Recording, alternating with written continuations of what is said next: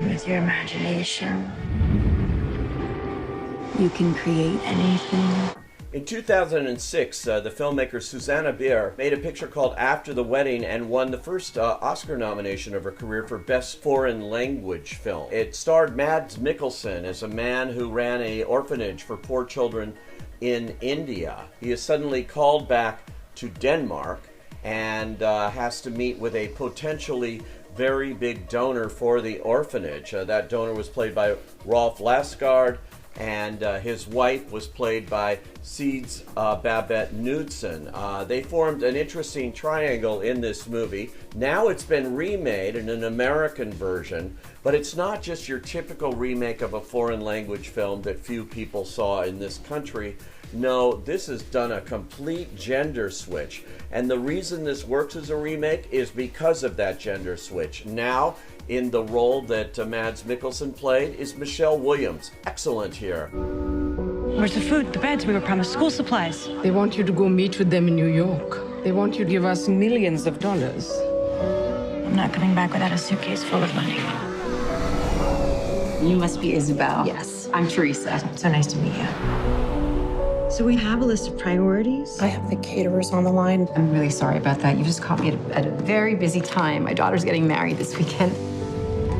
A potential donor, a big corporate honcho, played by Julianne Moore, and she is married to the character played by Billy Crudup. They have a couple of kids. They seem to lead an ideal life. Moore is a really tough boss, often screaming at her assistants, that sort of thing, really seeming totally immersed in her job, also trying to deal with a family.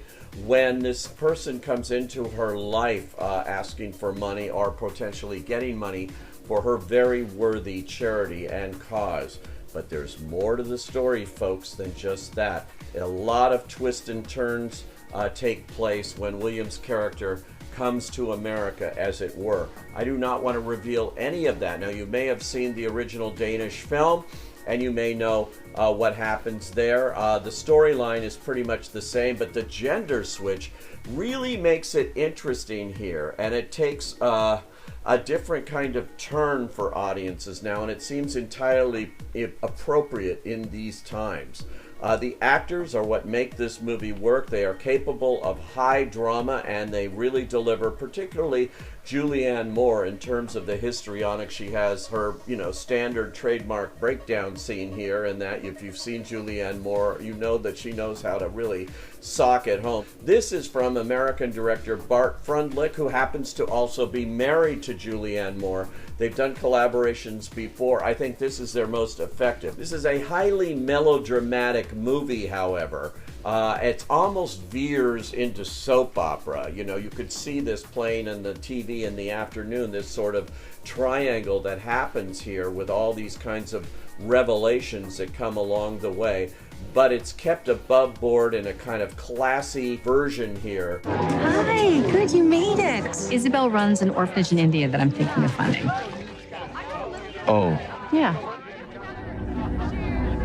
What are you doing here? This movie is a nice companion piece to the Danish original. It's not going to make anyone who saw that movie forget it anytime soon, but to see this trio of actors really going at it, it really is a pleasure to see in the middle of a summer where there's very few movies aimed at adults, particularly movies like this one. Julianne Moore, very fine, but the acting honors really do go to Michelle Williams here, who underplays it and shows how she is so great in just everything she's doing now, particularly on TV right now in Fosse Verdon, for which she's nominated for an Emmy.